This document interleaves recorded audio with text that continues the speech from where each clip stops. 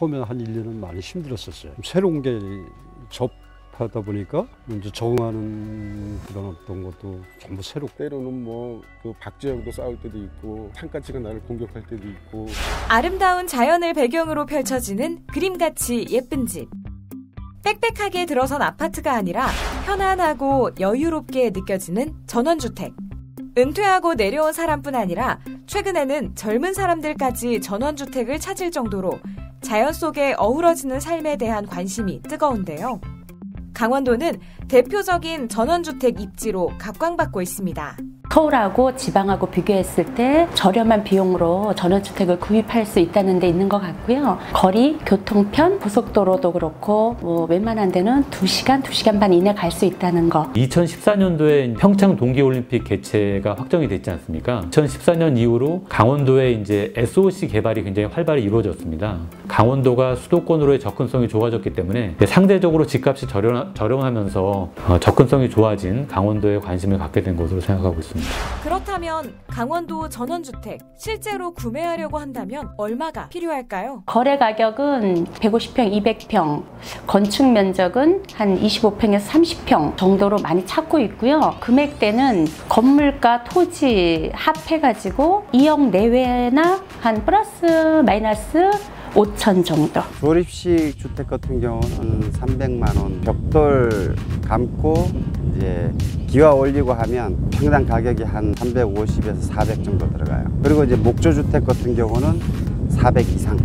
전원주택에 살기 위해선 고려해야 할 사항도 꼼꼼히 따져봐야 합니다. 토지 구매 시 주의할 점은 전원주택을 지으신다고 하신다면 맹지가 아닌 그 도로와 그 토지와의 관계. 토지 소유자의 인감증명서나 토지 사용 승낙서가 없는 맹지는 앞으로 분쟁의 소지가 있기 때문인데요. 전기와 물도 중요한 요소로 꼽힙니다. 전기선이 200m 이내에 들어와 있어야 되는데 200m가 넘어가 버리면은 비용이 또 상당히 많이 들어갈 수가 있어요. 토지주나 그 건물주, 건축주한테 물어 여쭤보셔야죠. 수질검사 성적서가 있냐, 세균, 대장균, 마 등등 이런 것들이 모든 게 다 나와요. 우리가 음용할 수 있는 정도의 물인가. 이 밖에도 고려해야 할 사항은 굉장히 많은데요. 등기 이전을 하려고 했을 시 등기 이전을 못할 경우가 생길 수가 있어요. 농사를 안 지어보신 분들이 잔디밭을 200평, 텃밭을 500평, 300평 그 면적이 나한테 적당한 면적인지 대지가 아닌 농지를 구입하였을 때에는 농지로서의 활용을 하지를 않고 농지 이외에 주차장이라든가 정원이라든가 이런 걸 사용하는 곳도 많이 있어요. 이용 목적대로 이용을 안 하기 때문에 그 농지 취득 자격증명서를 발급을 안 해줘요. 별도로의 비용을 들여서 전용 허가를 받거나 이래서 이전을 해야 되는 그런 경우가 생깁니다. 불법 건축물이 있는가 없는가 중요하죠. 불법 건축물이 있게 되면 시에서 이제 관공서나 이런 데에서 시정 명령이 들어올 수 있어요. 이웃들하고 잘 어울릴 수 있는가? 네, 그게 중요한 부분인 것 같아요. 내가 어떻게 하면 이웃들하고 잘 어울리고 어떻게 상부상조 서로 하면서 서로 이제 웃으면서 행복하게 살 수 있는가? 이런 부분이 중요하고요. 그렇다면 강원도의 실제 전원주택에서 사는 사람들은 어떤 생각을 가지고 있을까요? 설사 전원생활에서 돈하고 이제 연계는 잘 안 되지만 그 대신에 내가 시간을 갖고 있다는 거, 시간을 내 마음대로 쓸 수 있다는 게 가장 큰 재산이고, 일상생활 아주 소박한 거, 밭을 일궈갖고 감자도 심고 오이도 심고 일상생활의 모든 게 어떻게 보면은 특별한 건 아니지만은 행복하고 또 즐기고. 물론 전원 생활이 항상 좋기만 한 건 아닙니다. 도시에서 내려와서 어려움을 겪고 되돌아가는 사람도 많습니다.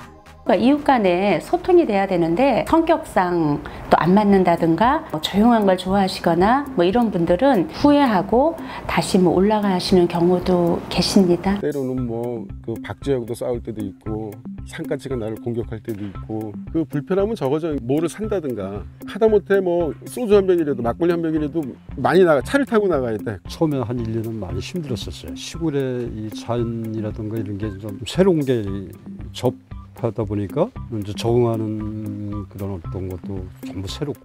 그렇다면 이런 전원주택 열풍, 강원도에는 어떤 의미가 있을까요? 강원도가 사실은 경제적으로나 인구적으로 좀 침체된 지역이지 않습니까? 그 세컨드 하우스의 수요가 증가하고 귀농 기촌 인구에 대한 수요가 증가하는 것은 굉장히 강원도 입장에서는 좋은 기회가 된다고 생각합니다. 은퇴하는 베이비붐 세대나 그 이주하는 인구들을 적극적으로 유치하는 그런 전략이 필요하다고 생각됩니다.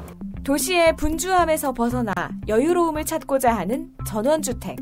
막연하게 텔레비를 보고 뭔가 나도 이렇게 행복하게 좀 뭐 살 수 있지 않을까 이런 생각을 보편적으로 했는데 사실 이게 이제 현실에서는 좀 또 여러 가지 좀 불편한 점도 있을 테고. 자연생활을 하면서 자꾸 많은 사람들은 돈을 생각을 해요. 돈을 생각하려면 시간을 다른 일에 봉사를 해야 되거든요. 근데 자연에 오면 시간이 내 재산이기 때문에 돈하고 연결짓지 말아라. 그러면 자연생활이 굉장히 행복하다. 돈하지 말아라. 이런 얘기를 하고 싶어요. 자신의 성향과 내가 살 환경에 대한 꼼꼼한 준비만이 후회 없는 전원 생활의 시작점이 아닐까요?